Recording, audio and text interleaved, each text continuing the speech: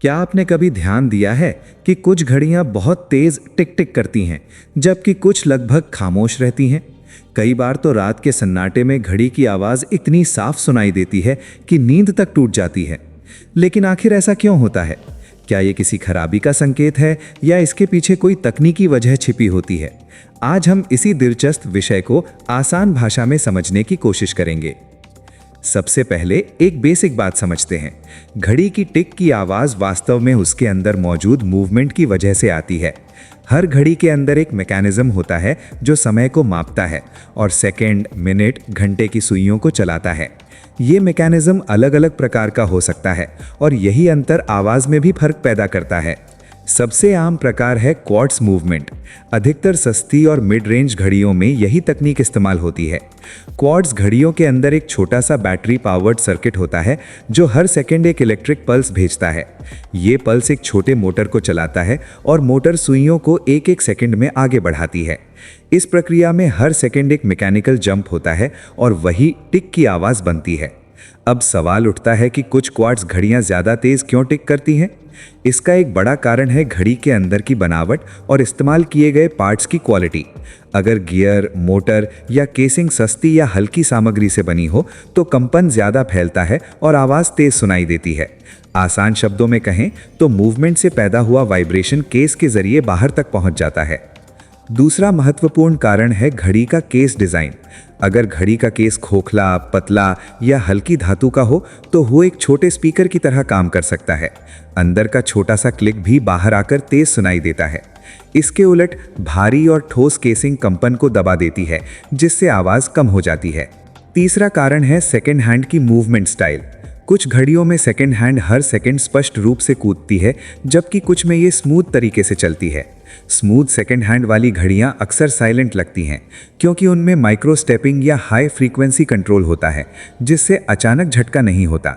अब बात करते हैं मैकेनिकल घड़ियों की। मैकेनिकल घड़ियां बैटरी पर नहीं बल्कि स्प्रिंग और गियर सिस्टम पर चलती हैं। इनमें एक बैलेंस व्हील लगातार आगे पीछे हिलता रहता है। ये हिलना बहुत तेज होता है, कई बार प्रति सेकंड, कई बार। इसलिए इनमें अलग तरह की साउंड प्रोफाइल होती है।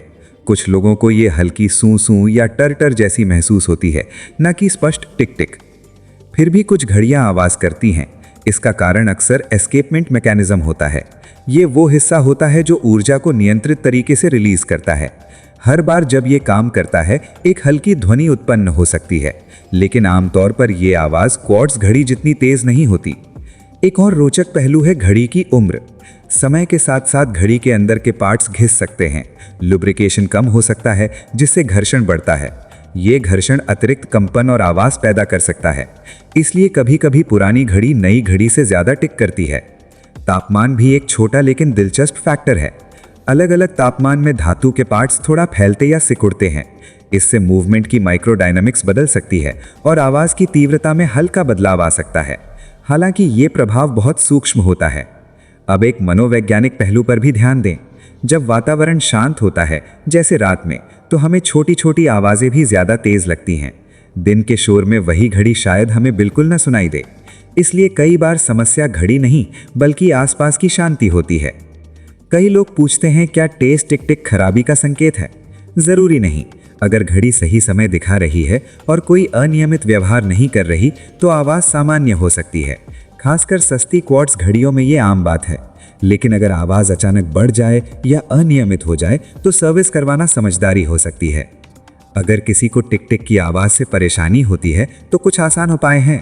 पहला, घड़ी को सोने की जगह से दूर रखें। दूसरा, भारी या बेहतर केसिन वाली घड़ी चुनें। तीसरा, साइलेंट स्वीप सेकंड हैंड वाली घड़ियां देखें। ये अक्सर शांत अनुभव देती हैं। कुछ घड़ियां जानबूझकर भी आवाज़ करती हैं, खासकर दीवार घड़ियों में, जहां टिक टिक एक क्लासिक एहसास देती है। कई लोगों को ये आवाज़ सुकून देने वाली लगती है, जैसे समय की लगातार चाल का एहसास। तकनीकी दृष्टि से देखें तो आवाज़ मूलतः ऊर्जा, कंपन और सामग्री का खेल है। जहां कंपन को रोकने या अवशोषित करने की क्षमता कम होगी, वहां आवाज़ ज़्यादा महसूस होगी। जहां इंजीनियरिंग अधिक सटीक होगी, वहां संचालन अधिक शांत होगा। अंत में घड़ी की टिक टिक कोई रहस्यमयी समस्या नहीं, बल्कि उसकी कार्यप्रणाली का स्वाभाविक परिणाम है। ये हमें याद दिलाती है कि अंदर एक छोटा सा मैकेनिज्म लगातार काम कर रहा है, हर सेकंड को माप रहा है। कुछ घड़ियां इसे जोर से जताती हैं, कुछ बेहद शांत तरीके से। तो अगली बार जब आप किसी घड़ी की आवाज सुने तो उसे एक छोटी तकनीकी कहानी की तरह देखें, एक ऐसी कहानी जिसमें माइक्रो मूवमेंट्स, कंपन और डिजाइन मिलकर समय को जीवंत बनाते हैं।